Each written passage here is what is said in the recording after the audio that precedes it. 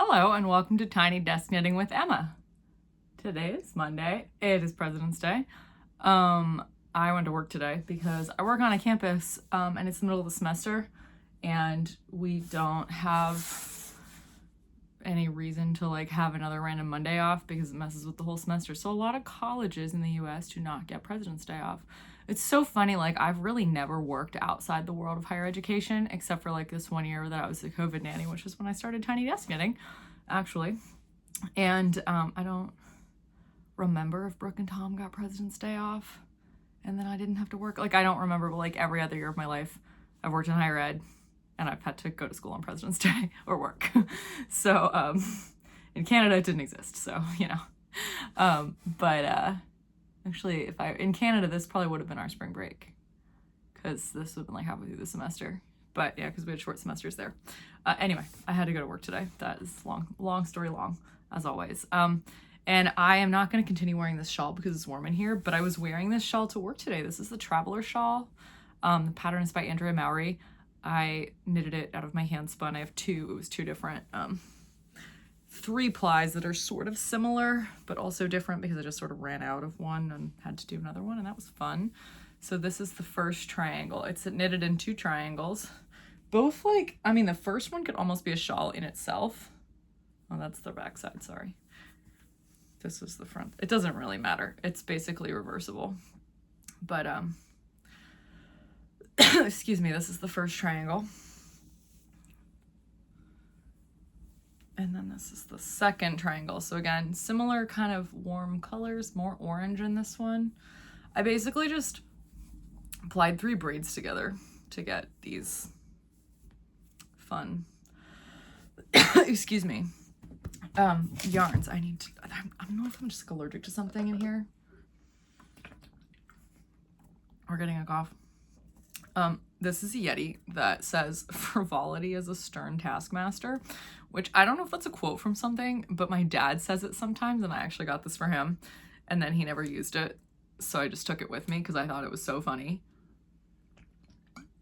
And I feel like it really embodies my spirit in the sense of the fact that I'm a ridiculous person, but I take being ridiculous very seriously.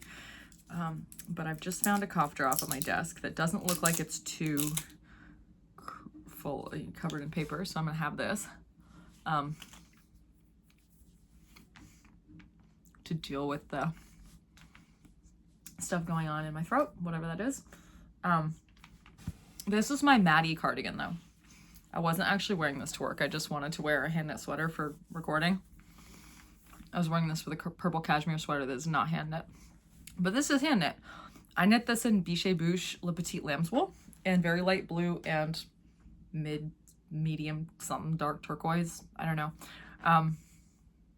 The buttons I got at Liberty London, they're blue and they're plastic, but I think they're fun. Yeah, I knitted this a couple years ago. I had the sweater quantity in my stash for a long time, and I decided one day I really wanted the sweater. I guess it was 2 years ago now, I think. And I remember that the pattern is by Kristen Drysdale, who's an amazing designer. She's American, but her heritage is all Scandinavian, and so she's done so much amazing research and into Scandinavian textile work, and she has done some amazing projects where she's created patterns based on her family history. They're so cool. This is called the Maddie cardigan. I think it's named after one of her grandmothers, or her great-grandma or great-great-grandmother. I think it was one of the first settlers in, she lives out in Utah or something. Anyway, yeah, she's really cool. She's been interviewed by the Woolly Thistle a couple times, and she's just a really cool person. So you should check her out. This isn't really a plug. Any kind of ad. I just really like her designs, and I think you guys should check her out if you haven't done that. But you can get this yarn at the Woolly Thistle, and I am an affiliate of the Woolly Thistle, so this is a plug for that. You should totally go use my link somewhere up there to get this yarn at the Woolly Thistle if you like it. This is just my affiliate link up there, but the yarn link itself will be in the description box. Biche Bouche also has a cashmere wool blend that's, I've never actually knitted with it, but I hear it's really nice. I have another sweater quantity, at least one, in my stash that I got like 6 months ago, which is turquoise, and I told everyone I was going to knit a Christmas sweater with it. Didn't specify when. It's probably been like 5 years. One day I will. But yeah, so this is a fun sweater and I really love it. And there's also a pullover version. I can't remember if it's for a different weight of yarn, because this yarn also comes in like a worsted weight version. Le Petite Lamb's Wool is this one, which is a very lightweight fingering, like lighter than normal fingering weight yarn. And then there's also Le Gros Lamb's Wool, like the bigger one, the small one and the big one, right? So it's like worsted weight. I don't know. Yeah. That I have also not ever knitted with, but I am sure is absolutely lovely. This has such a soft handle, and after it's blocked, it looks really good, but it's also like so soft. So I'm a huge fan. I also sometimes use it interchangeably with Shetland jumper weight wool, like the stuff on the top row here.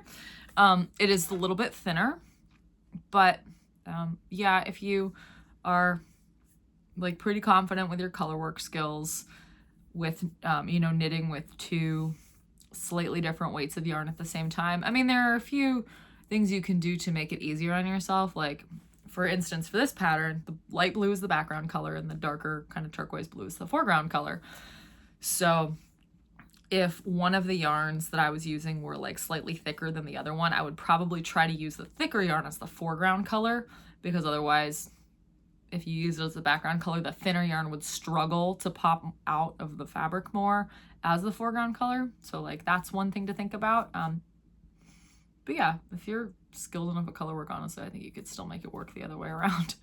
It's not a challenge that I would bow if faced with, but like, I don't usually do something like that, but you can mix them. So I mean, I'm just sort of like a let's mix it all and see what happens, and probably gonna look fine kind of person. I'm not obsessive like that.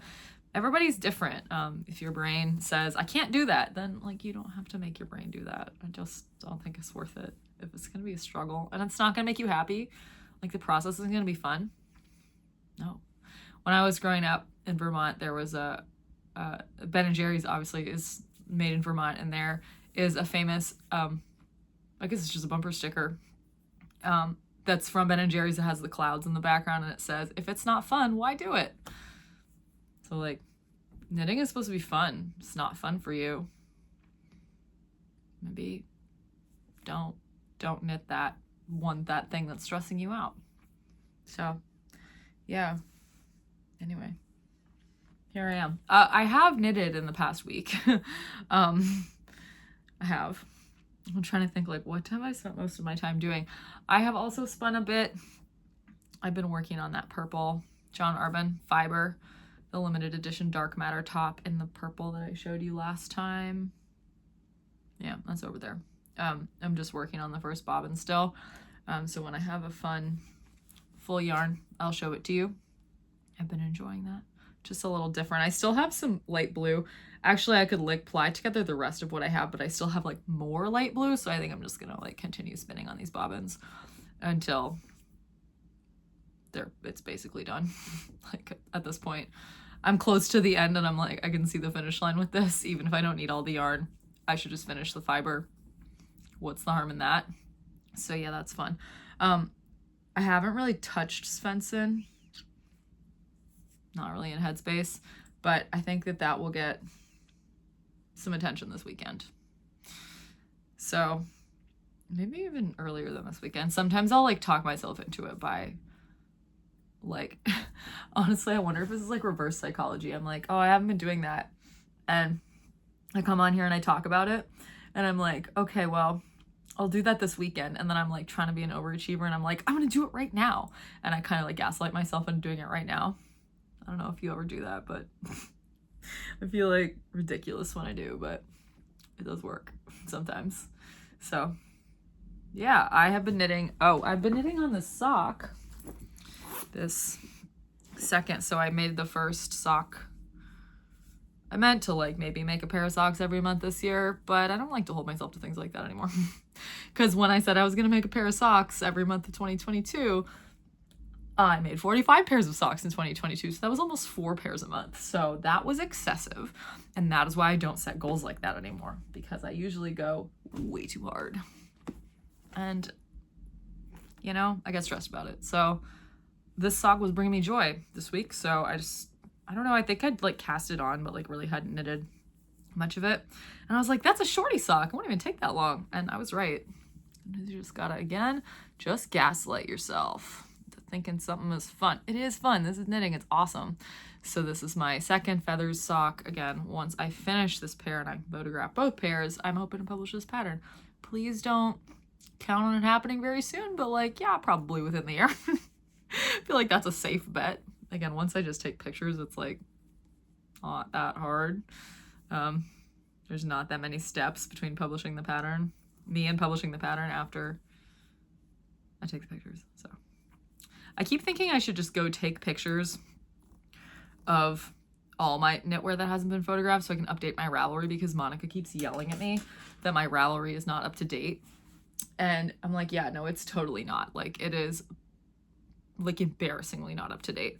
So I'm actually going to Monica's house this weekend because, well, hopefully, it's not supposed to snow anymore, so I think I am going to go. Monica is 38 weeks pregnant, and her husband is going to a funeral in Houston. So I'm going to go hang out there just in case. And since it's like, I think he's coming back before Sunday, but it's just like easy to hang out until Sunday there. So I might just like fill up my trunk with all the knitwear I have not photographed and be like, okay, we're doing this. We're taking all the pictures. Like, she's the one who really wants this to happen. Apparently this is like very important. And so I'm like, all right, cool, let's do it. They don't have to be super professional quality. Let's just grab one of our iPhones and just get the pictures so I can put them on Ravelry and update that, because that would be nice. Like, I'd have some more pictures to post on Instagram of like, here are some sweaters that I've knitted. Like, I don't really engage with social media that much other than doing this every week, to be honest. It's too much stress. So like, I just don't have, again, it's not actually stressful. Just like, don't really have the mental capacity because I'm putting a lot of energy in other places. So, you know, that's what I'm doing. And in case you missed it, because it's been a little while since I've talked about this, and not everybody has to watch every episode. This is a yarn from Peak District Yarns in Tideswell in the UK, where I visited, back when Sachi lived there, 3 years ago. Oh yeah, that was like 3 years ago, 3 Marches ago, March 2022.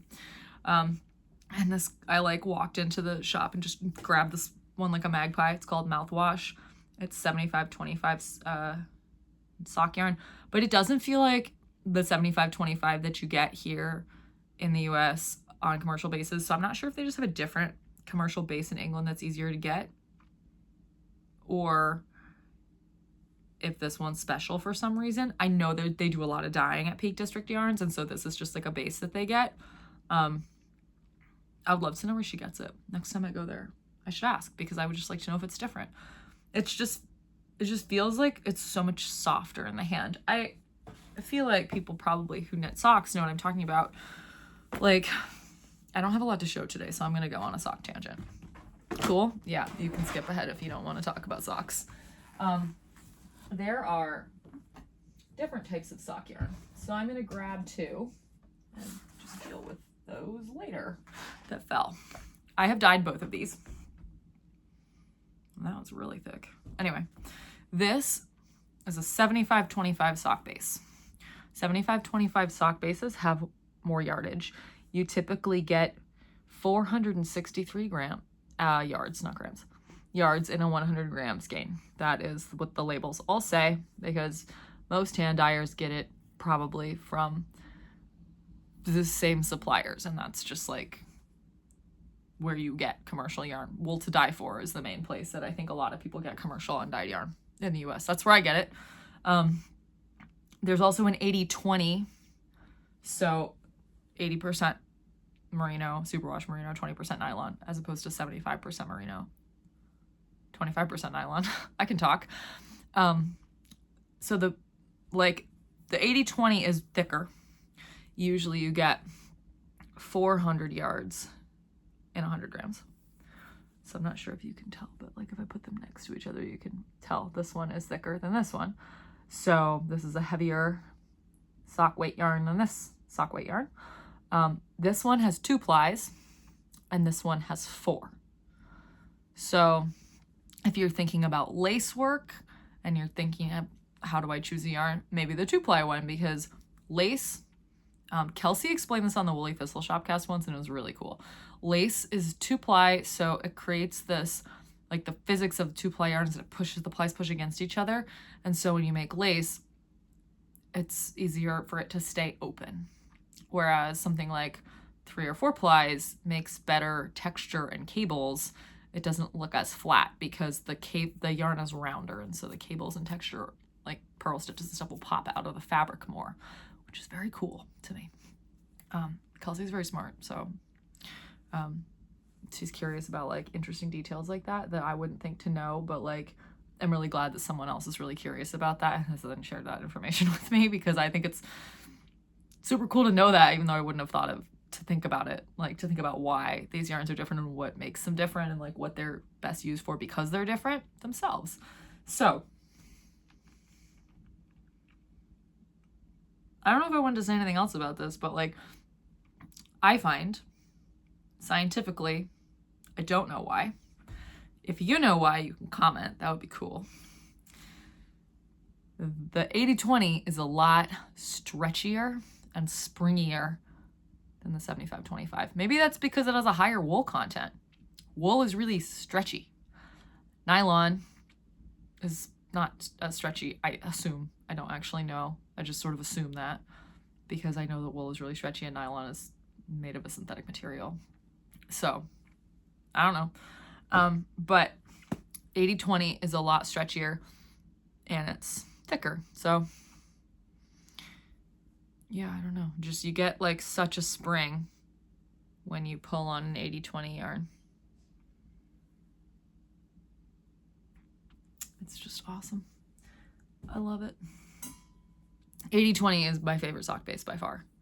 There's obviously still spring in this. And maybe there's the same amount, like, or a comparable amount, and I'm just biased because I like the 80-20 yarn more. I don't know. Let me know what you like. Everyone's different. Tell me why you like the base that you like better. Or maybe you like a different base. There's also like a merino yak base, a merino silk base. I guess you could use merino and silk as long as you didn't use the single ply version, because that would make it pretty unstable, but like get holes in it. But silk is really strong. Maybe you like a version with mohair in it. Maybe you just like 100% wool, like Rambler from the Woolly Thistle. Okay, I could cause an avalanche here. Hey, what if you stayed where you are? Thank you. Sometimes it listens to me. Be nice to your stash, and your stash will be nice to you. This is Rambler from the Woolly Thistle. Clearly, I'm in a green mood, where all the things that were in the front here were green. I didn't dye this one. This is the Rambler yarn from the Woolly Thistle. Again, link to it in the description box. The Woolly Thistle has this produced at Battenkill Fiber Mill in upstate New York. They always have a booth at Rhinebeck. You can always get Rambler there. We always do a meet and greet there on the Saturday of Rhinebeck. This is a 3-ply, 100% wool, but there's multiple different types of wool in it. There's like Dorset and Cheviot and something else, but I think it's mostly Dorset. It's lovely. It feels like real wool. Whereas, yeah, 75-25 and like 80-20, these are super wash. This is not. So be careful when you wash it. But you can wash it on cold in the machine, probably. Unless your machine's really aggressive. Maybe put it in a laundry wash bag. I often just soak my hand knit socks in water and wool wash for a little while, like in a bucket just all together. And then I put them in the washing machine. I have a front loader, so it doesn't have a, you know, I want to call it an aggravator, but that's agitator. It doesn't have an agitator, so I can just throw them in there and put it on rinse and spin cycle. And when they are done, a lot of the water's already been spun out. So, and they're such a tight knit thing that it doesn't really like do anything to the sock to have them spinning around and all that. So that's just like, for me, the easiest way to care for socks that are hand knit. I don't want to go through the fuss of hand washing them and like scrubbing them and like whatever.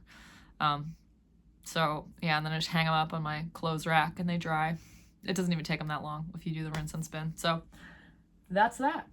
I did sew together my Glinda cowl, but I need to block it again. Like, it's just kind of like flaring in a weird way, and I know that it will just like chill when I block it. Yeah, I did this after I recorded last week, as I kind of shamed myself into doing it. So my nice lining. Hopefully it doesn't peek out too much. I regret blocking this before sewing it together. I don't think I've done that in the past, and I think that's dumb that I did it, because I think that the inside wool cashmere part stretched out too much. So I'm just gonna block it again, and that's fine. I don't need to wear it. I have this other one. I don't know actually if I showed this one last week, but this is what I'm gonna, the same chart I'm gonna use for the Elphaba cowl, which I have not started. Do not ask me. But it will be.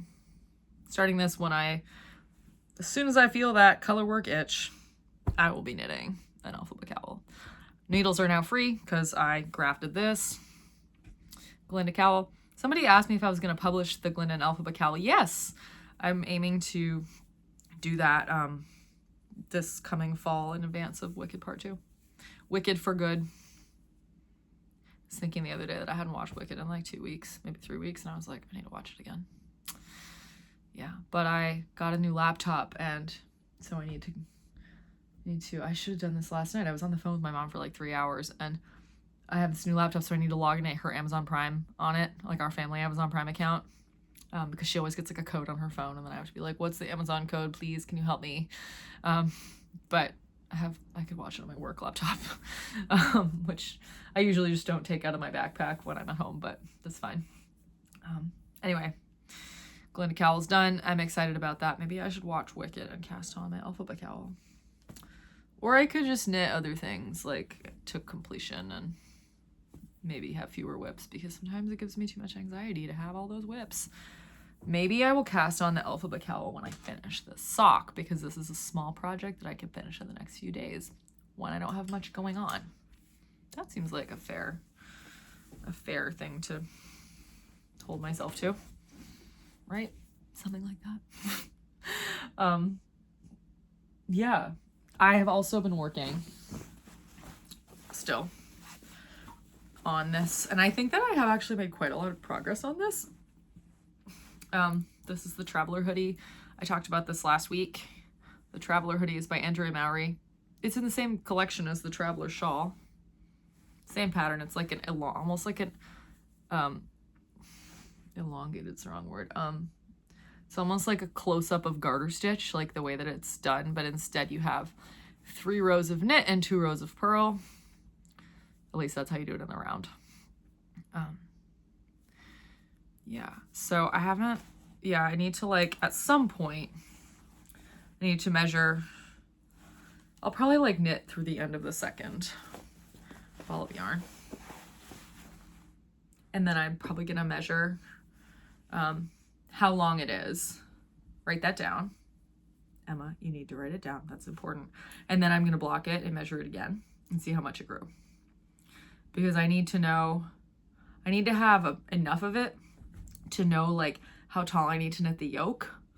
So I need to have enough fabric that I am confident that like this many ridges is gonna get me this measurement in inches, so that I know that that's how much I should do for the yoke.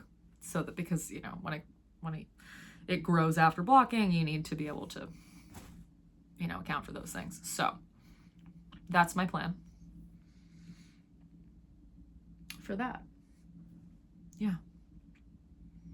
I have just really enjoyed the meditativeness of this. If you missed it, this is a yarn that I spun from some Targhee processed fleece that I got at Rhinebeck a couple years ago, 2023. Dyed it all blue and have been spinning it into many skeins. The bag is at my feet. Here's 2 more. There's 2 more full skeins in the bag.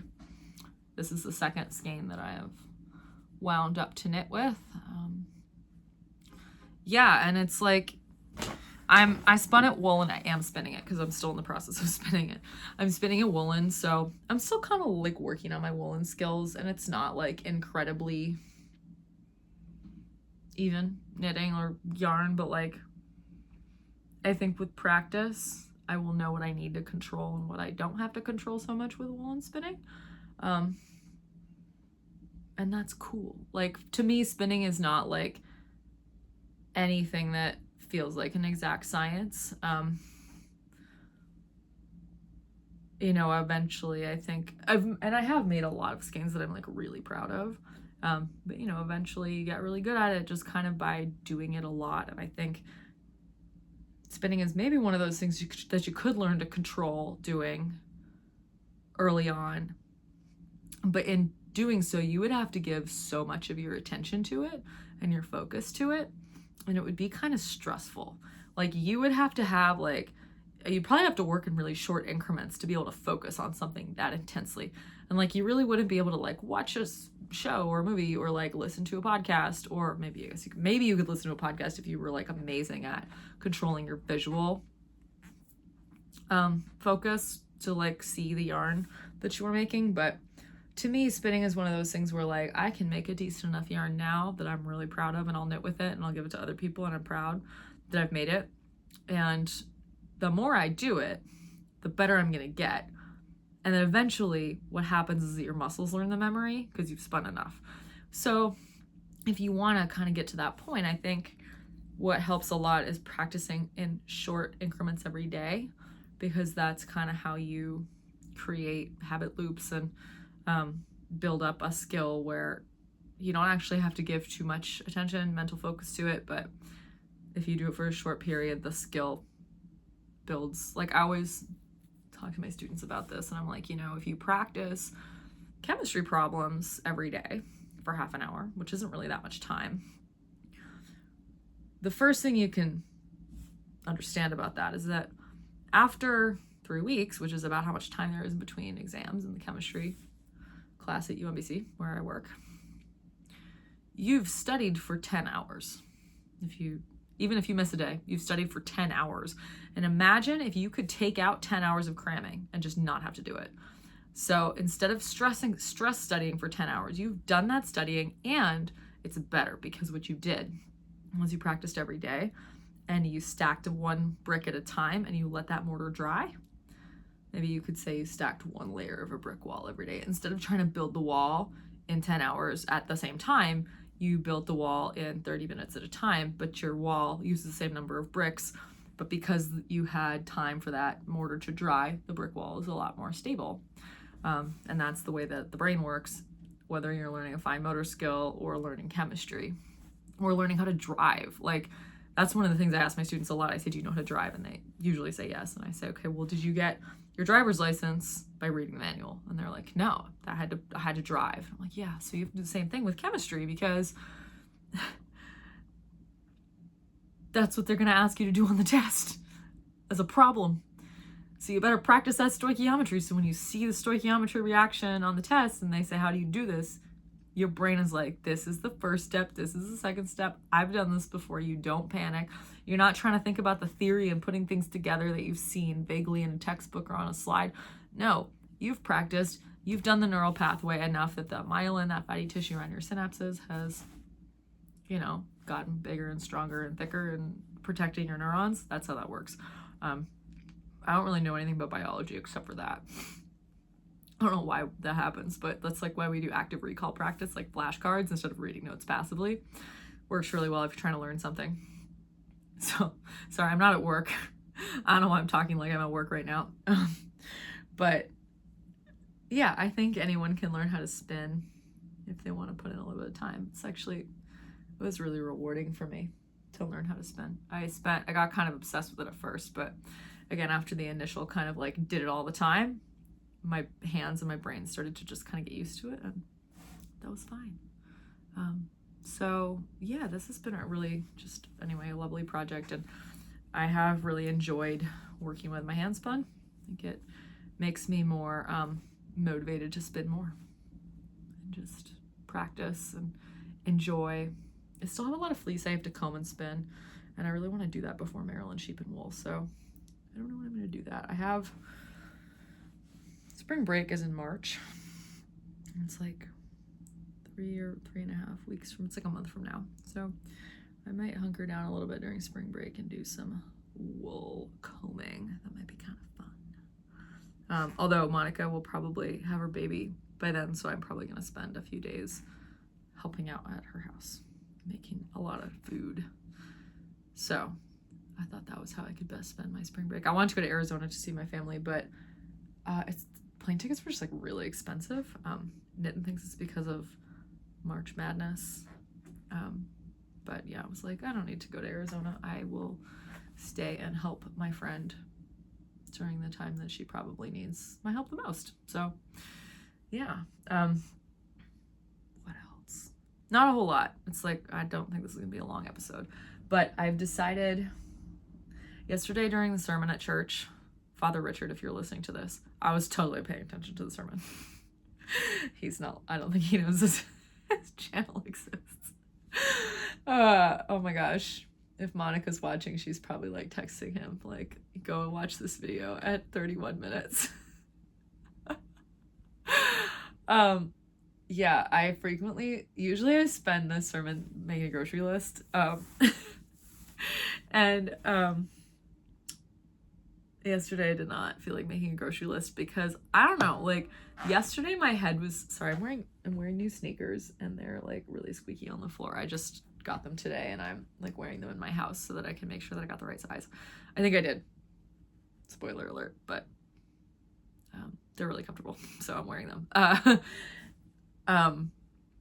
Yeah, I was just, my brain was like feeling very creatively towards knitting yesterday, and so I didn't even write anything down. It was just like my brain was just like so hang on, I'm just gonna put a couple of these things away because I might actually dip back into my stash and show you some things that I was thinking about. But one thing I was thinking about was that I really wanted to swatch for the Faroese like jacket with the little button placket at the top that I want to make for Rhinebeck this year. And the reason I was thinking I needed to swatch for that was so that I would know which color of JNS to order for the red. So I know that I'm going to use the actual black JNS color. I can't remember which color that is because I've literally never used it before. And I don't even have any, but I have this Roma black and fennel. So I think that is fine. I'm about to do the thing I just told everyone not to do, which is when you're knitting stranded color work with 2 different weights of yarn, the thicker one should be the foreground color. I'm not going to do that. The red is going to be the foreground color, and this is not thicker than this black. This one's thicker. So it doesn't matter. I'm really just looking for if these contrast enough to show a pattern really well. So this red is 1403. I've never used this red in any like big projects or anything, so I'm looking forward to trying it out. And if it's not red enough, I think I have like half a ball of the tomato red color, which is like, I don't know, 71, 91. I don't know what I'm talking about. I think 71 is actually bright turquoise. But I'm going to swatch that one with this guy. Let me see if it's in here. I feel like I have pulled it out of this box before, so it's probably in here. Yeah, it's right here. This is the tomato red color versus so this one's a little bit more bright and a little bit more orange, like a little lighter. So that would definitely contrast. I think that might be actually just too much. I think that this is a little bit less crazy and will still be a high. I mean, yeah, there's no way you're not going to see that red against that black. But I don't think I want to use a darker red. I think I want to use this.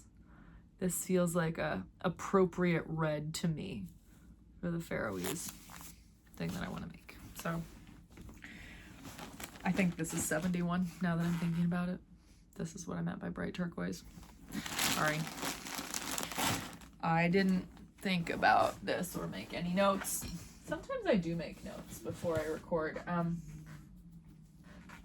Today I didn't. So the other thing I was thinking about was this red yarn I've had for a long time. I actually have a purple version of it too. So this would have been like 5 years ago. And I remember very well because Monica was living in Texas and I was still at Penn in Philadelphia. And it was right before COVID. So it was like January of 2020, maybe February of 2020. And she texted me and she was like, yo, there's a bunch of really good stuff on sale at Webb's in their like closeout bin that's like really good yarn. And here are like 5 links to what I just bought and you should totally check this out. And I was like, you are the world's worst enabler. I so don't need yarn. I had like a quarter of this at the time. This was 5 years ago and COVID hadn't happened. Think about how much yarn we all collected during COVID. I'm so glad for that because I have so much. Look at all this yarn that I have. It's so nice, but it was a lot, you know. So one of the yarns that we both got, and we might have even bought the same color because that's the kind of thing that we do. Separately too, like, oh yeah, well, I really like that color, and then she'd be like, I got the same one. So I got this one. This is Bantam. It's just trying to figure out what the actual name of the yarn was because I also have this purple one, which is Gothland. Apparently, this is Winterburn DK from Byram U. A blend of 50% Blueface Leicester, 25% Ecru, so white Massam, and 25% dark brown Massam. 252 yards, 230 meters, 100 grams. So pretty standard DK yardage, Winterburn DK. These were on closeout. I got a bunch of these ones, but I got these ones later. I remember I got these after COVID actually started because I was at my parents' house and I was like, I'm gonna knit a cabled cardigan. This was a poor yarn choice. I actually started knitting the Oban cardigan by Thea Coleman. Did not finish it. Ended up ripping it out because it just wasn't the right yarn. I needed a thicker yarn, like it needed to be worsted weight, and it needed to be a rounder yarn. This is really clearly good for lace weight, not as good for cables. Like I said, not round enough. I didn't say it first, Kelsey did, because she's very smart.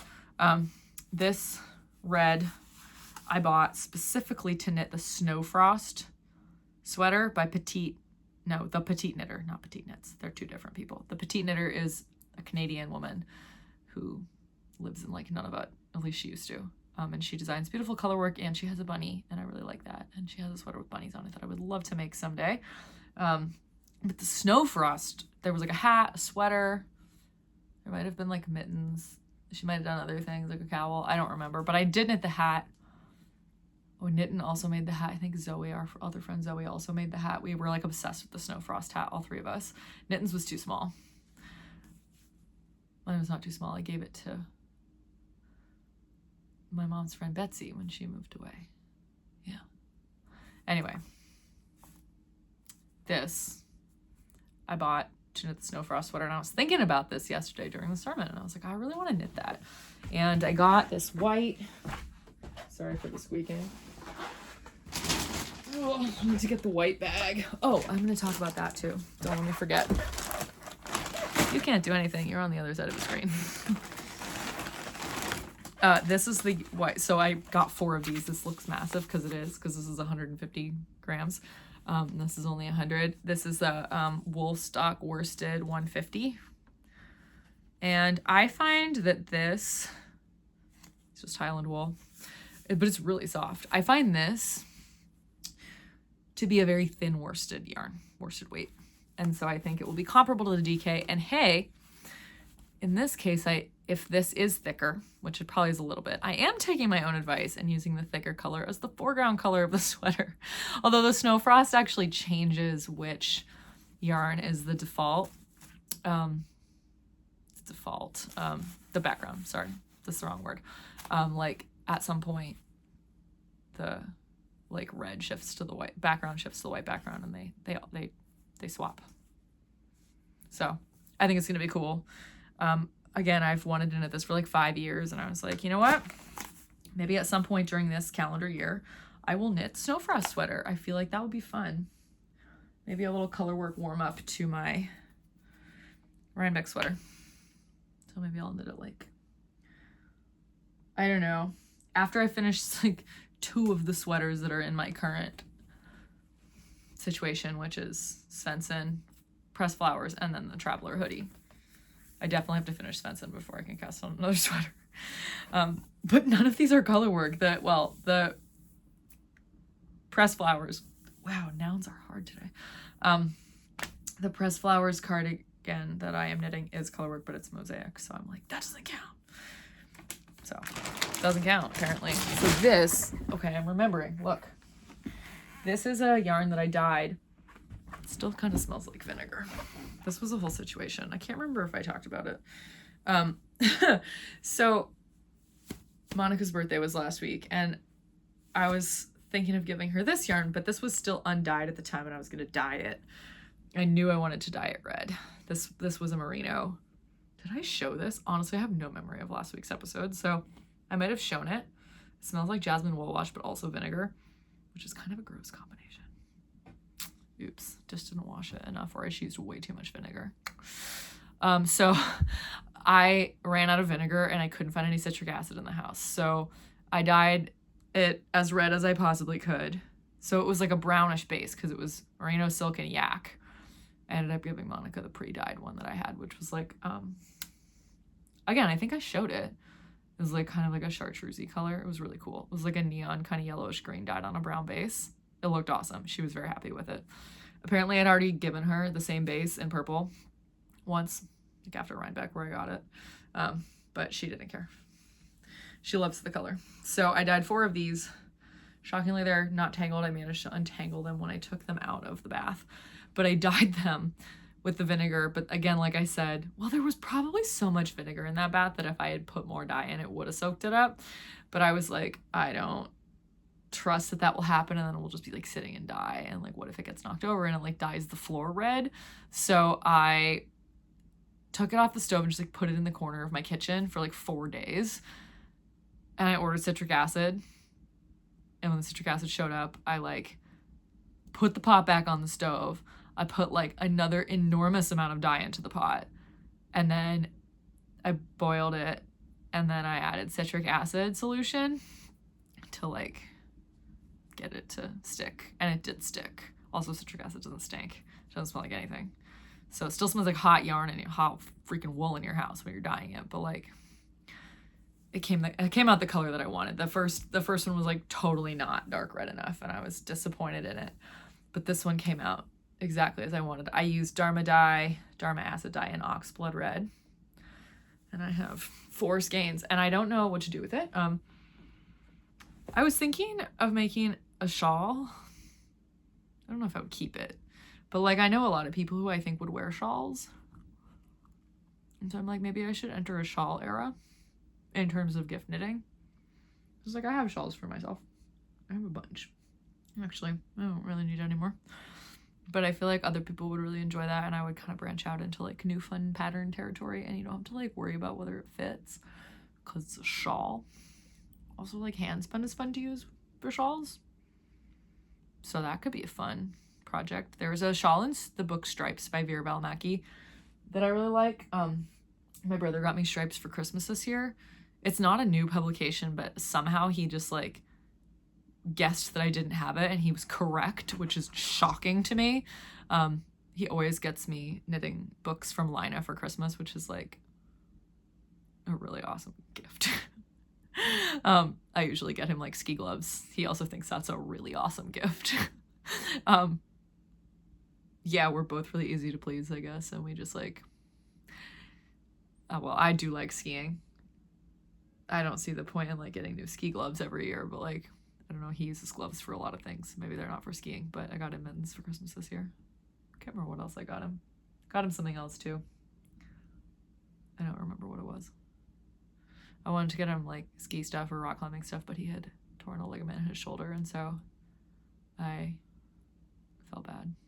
But I guess I still got him ski gloves. Anyway, there's a shawl in there. Coming back to the point, there's a shawl in that book where it's like, I'm just gonna get it. I organized my knitting books last night while I was talking to my mom. I put all my Lina books in the same place just because I felt like they needed to be in the same place for no reason. Wow, it's hard to get out. So this is the book, Stripes. Excuse my squeaky sneakers. I'll show you my squeaky sneakers when I'm done with this. I'll hold up my foot. Okay, I actually have no idea what it's called, so I'm not sure if it will help if I look at the table of contents. Yeah. Oh, wait, yeah, I think it was this one. That makes sense. That's jogging my memory. It's called Allie because I was like, oh, I should have that for my friend Allie. Allie is the mom of the baby whose baptism bonnet I knitted, Bridget. Her husband is in my choir. And I was like, I saw this and I was like, I should knit that shawl for her. It's like garter stitch with twisted rib. You only need 3 skeins of yarn though. Maybe I won't knit it in this red then. I have other things. Yeah, I think this would be simple and in that it would be kind of meditative actually. Yeah. Starts with 5 stitches and you just like increase a lot. Yeah. Just like garter stitch and twisted rib, honestly. I don't love knitting twisted rib back and forth, but like sometimes you just get into the rhythm of it and then like it becomes a skill that you don't hate anymore. That's kind of a nice way to look at that. It's like, I don't love to purl. I don't mind ribbing. And I think I don't mind ribbing. A lot of people hate ribbing way more than they hate purling, like just purling across a row. And I think the reason I don't hate ribbing is because I've knitted so many items that need ribbing somewhere. Cuffs, collars, hems, like of socks, of sweaters, of cowls, whatever. I just hats, like mittens. You have to knit ribbing in like almost ever. I just personally have found that I have to knit ribbing in almost every project. Button bands, whatever. And I am so used to it. Like my hands are just like the way that you move the yarn, you just get used to like the 2x2, the 1x1. If it's a different pattern, you just get used to your hands moving that way. And so I think that probably just happened from repeated exposure. And so I think that this is one of the reasons I try to get myself to knit like a back and forth piece once a year or so, like just get into the rhythm of the purling, like the purling all the way across a row or a section of a row or something, and you'll just get used to it. Like I could probably even get used to purling color work if I wanted to practice it enough. I don't right now. Maybe I will someday. But like twisted ribbing, I could probably get real good at twisted ribbing if I did a shawl like this. Like, again, I don't really mind twisted ribbing in the round, but I don't like to do it back and forth because then you have to like purl through the back loops, which again, I always purl through the back loops, but I'm twisting the yarn the other way because I knit Eastern style. Whatever. That's too complicated to get into right now.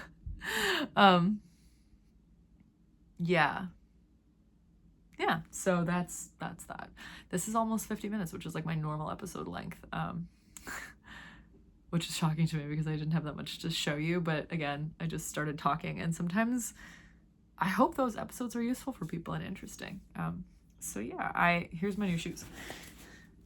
These are the ASICS Super Blast, and if you are in the running community, you've probably heard of these. They're really hard to get. So Super Blast is like a shoe that came out like, I don't know, the first edition came out like a year and a half ago, maybe 2 years ago. And it was really popular and it was expensive. It was like, so most running shoes in the US, like a decent daily trainer would be like $120, well, $130. I think the lowest price daily trainer that I can think of that anybody would recommend would be like the Evo SL. I think it's the Evo SL from Adidas. Adidas, if you live in Germany. My friend Lila watches this sometimes. If you're watching, Lila, hello. I miss you. It's been a while. And she always calls it Adidas, even though she's very American. I thought she would appreciate the shout out. Oh, I love you, Lila. So yeah,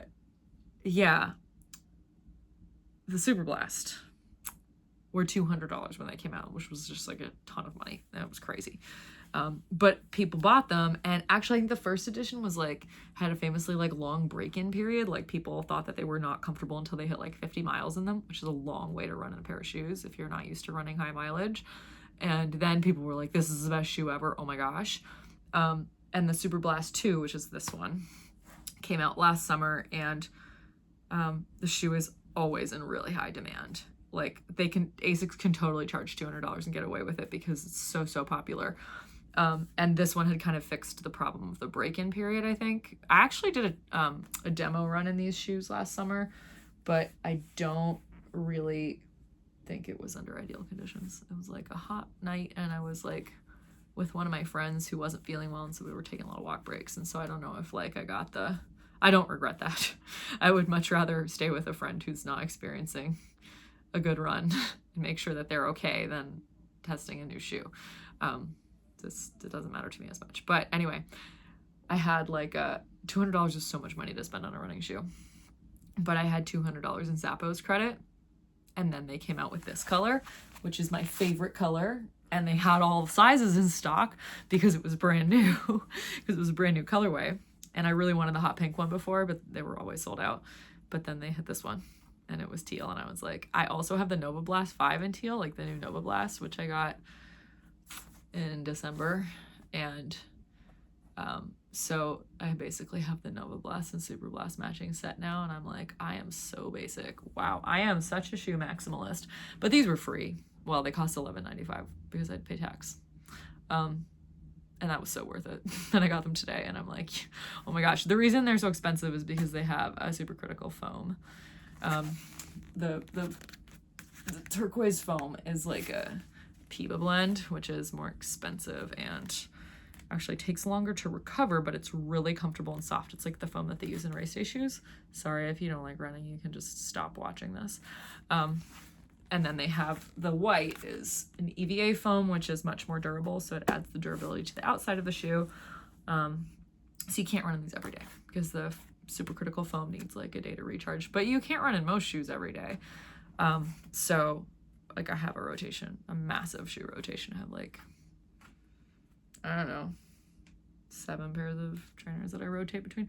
Although some of them I need to just like, cause I don't, there's only one pair that I'm like, you're kind of done.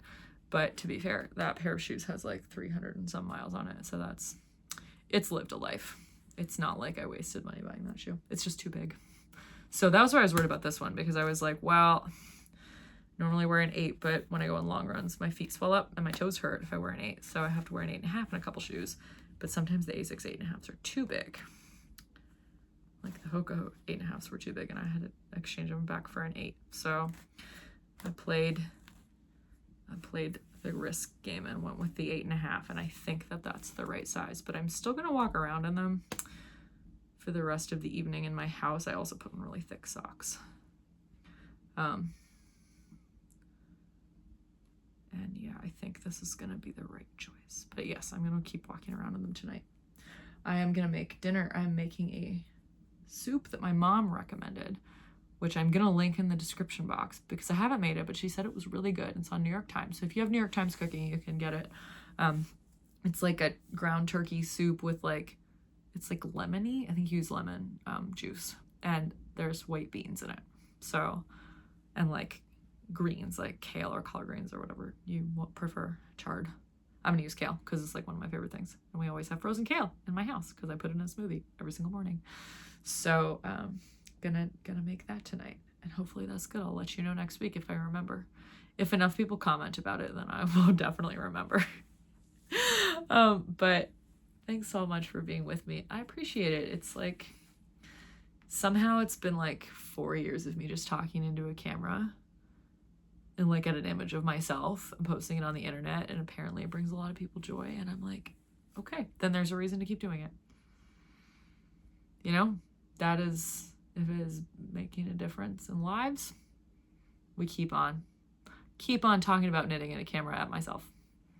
That sounds like a fun idea.